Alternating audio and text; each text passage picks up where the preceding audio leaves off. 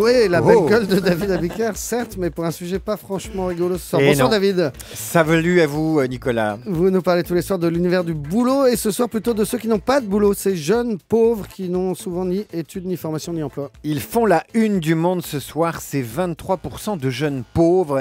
La pauvreté, c'est le seuil de pauvreté, c'est-à-dire un revenu inférieur à 964 € mensuels. Et là, je ne parle pas d'argent de poche. Ils font l'objet d'un rapport qui sera présenté demain par l'Institut national de la jeunesse au Conseil économique et social.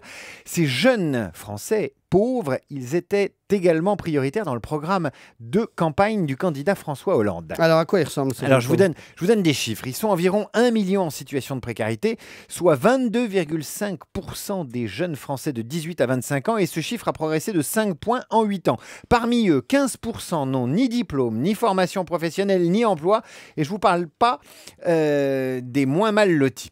En France, ce sont les jeunes qui sont le plus souvent au chômage. Ils représentent 22% de la population active, mais 40% des chômeurs. Et chez ces jeunes sans emploi, la part des chômeurs de longue durée progresse depuis 2 ans. Alors, quel moyen pour s'en sortir ? Eh bien, pour Olivier Galland, qui est le sociologue qui dresse l'état des lieux pour Le Monde ce soir, le premier moyen, c'est le soutien familial. Ça veut dire qu'on reste chez papa, maman, pas jusqu'à 30 ans. Ça veut dire qu'on bénéficie de la solidarité familiale. On n'est pas des Tanguy, on habite près de chez ses parents, pas chez ses parents. Le deuxième moyen, c'est de faire des études, des grandes études, des petites études, peu importe, mais il faut faire des études, surtout ne pas sortir du système scolaire comme ces 140 000 jeunes qui sont mis sur la touche chaque année. Pour les 15-29 ans qui ont fait des études supérieures, le taux de chômage est de 9%.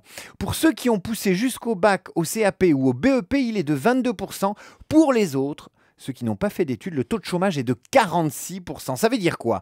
Ça veut dire qu'il faut faire des études. Ça veut dire qu'il ne faut pas écouter les démagos qui vous expliquent que les études ne servent à rien, surtout en ce moment, qui sont fiers d'avoir été des cancres ou qui méprisent les diplômes par bêtise ou par pessimisme. Et ne vous montrez pas du doigt, Nicolas. Vous êtes un autodidacte peut-être, mais jamais vous m'avez dit du mal des diplômes. Non. Ça veut dire que la seule chance d'un jeune aujourd'hui de s'insérer correctement dans la vie active, la meilleure des opportunités, c'est de continuer ses études et d'obtenir un diplôme, un grand, un petit, un gros, un mince, mais un diplôme quand même. Merci beaucoup David Abiker.